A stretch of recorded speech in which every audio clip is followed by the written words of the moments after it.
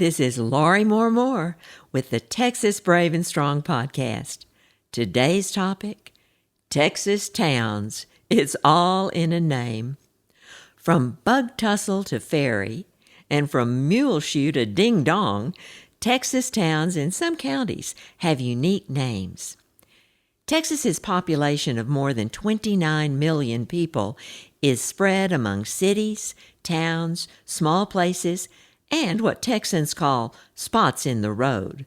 These spots are so small that if you blink, you're likely to miss them. Texans and visitors alike are often surprised, charmed, or even perplexed by many of the names of these diverse places. For instance, while you're in Texas, you can visit places named Ireland, Holland, Italy, Paris, Athens, China, London, Moscow, and Egypt. There are about 36 town names, creating an around-the-world tour without having to leave the state. But don't forget to stop at two of my favorites, Earth and Venus. Texans claim things are bigger in the state, so it makes sense that we have Bigfoot, Big Lake, Big Sandy, Big Spring, and Big Well. However, towns beginning with Ben outnumber those beginning with Big. For example, Ben-Hur, Ben Franklin, Ben Arnold, Ben Bold, Ben Wheeler, Ben Brook, Benjamin, Bennett, Benchley, Bend, and Bentonville. Some names reflect the delight and hopes of the founders. Utopia, happy, blessing, cash, comfort, Eden, El Dorado, sweet home, joy, security, paradise, and new hope. By contrast, Cheapside, Bleakwood, Sour Lake, and Montley aren't optimistic names. One has to wonder what the founders were thinking. None of these grew up to be very big, although Montley is actually the name of a Texas county. Some names carry a link to the past. How about Muleshoe, named after a nearby ranch? Buffalo, Buffalo Gap, Buffalo Springs, Chisholm, Spur, Comanche, and Quanah, as in Quanah Parker, the last of the great Comanche chiefs. How about Houston, after Sam Houston, or Austin, named for Stephen F. Austin, the impresario known as the father of Texas? There's even a place bearing the name of Santa Anna, the Mexican leader defeated by Houston at San Jacinto. There are towns named Crockett for Alamo hero Davy Crockett, Jeff Davis, president of the Confederacy, Jefferson, and Jim Hogg, the Texas governor remembered, along with his daughter, Ima Hogg. But that's another story.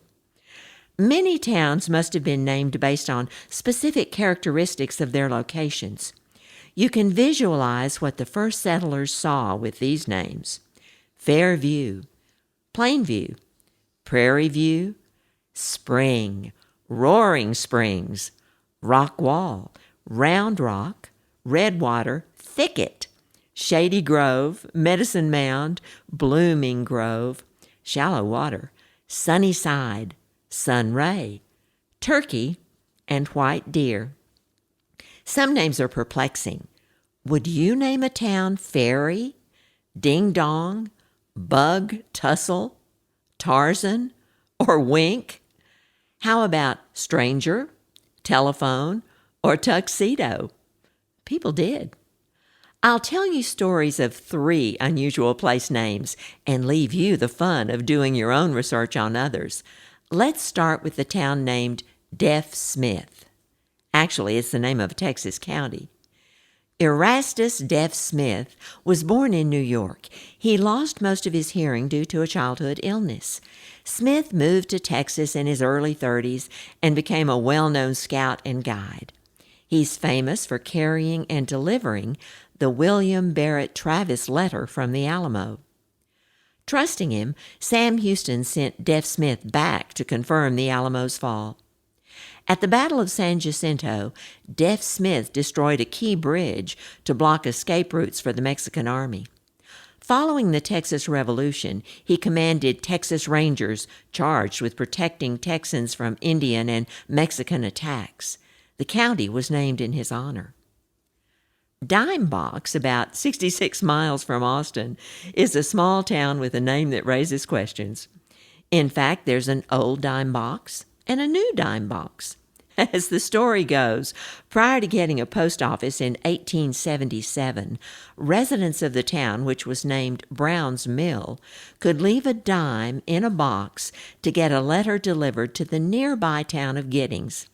A former resident told me that one citizen of Dime Box put a dime in the box weekly, not for letter service, but instead requesting that a dime box of tobacco be acquired in Giddings for her.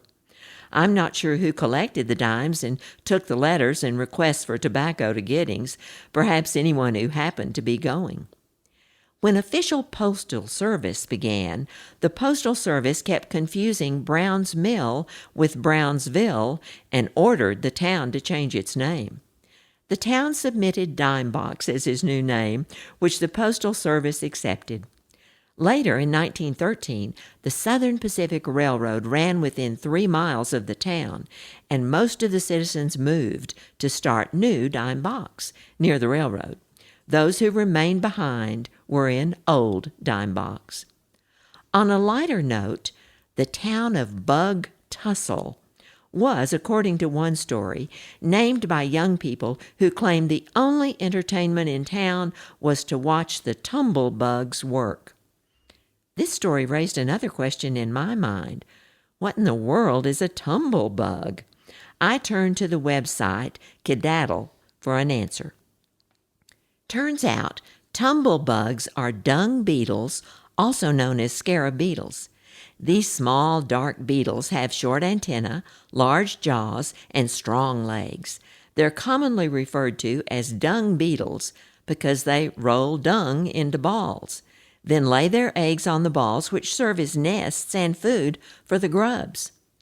Dung balls are generally twice the size of the beetles, and the hard work forming the balls and rolling them to a desirable spot results in many beetle tumbles. Thus, the name Bug Tussle. If these tumbling bugs represented the most interesting activity in town, it's probably not surprising that Bug Tussle is now a ghost town. But let's get back to the topic of Texas town names and talk about some surprising pronunciation. The name of a Dallas suburb is spelled W-Y-L-I-E. Wiley, right? Nope. Residents pronounce it Wiley, with emphasis on Lee. Then there's what looks like Colorado City, but it's pronounced by locals as Colorado City. Don't know why. The classic example of uncertain pronunciation has inspired an urban legend which most Texans know well. 2 visitors driving through Texas stopped at a Dairy Queen fast food store for lunch. As they ate their burgers and fries, they debated how to pronounce the name of the town, which according to the welcome sign was spelled M-E-X-I-A. Finally, they turned to the waitress and asked, "Where are we? What's the name of this place?" Without batting an eye, the woman very slowly and with great emphasis said, "Dairy Queen." Of course, the correct pronunciation of where they were is Mahia. Where do you live? And do you know how your city, town, or spot on the road got its name? This has been Laurie Moore-Moore with Texas Brave and Strong. Tidbits of Texas history you never learned in school. Posting every other week. Subscribe and come on back. Thanks for listening. In the meantime, visit lauriemooremore.com and read my historical novel based in Texas, Gone to Dallas, The Storekeeper, 1856 to 1861.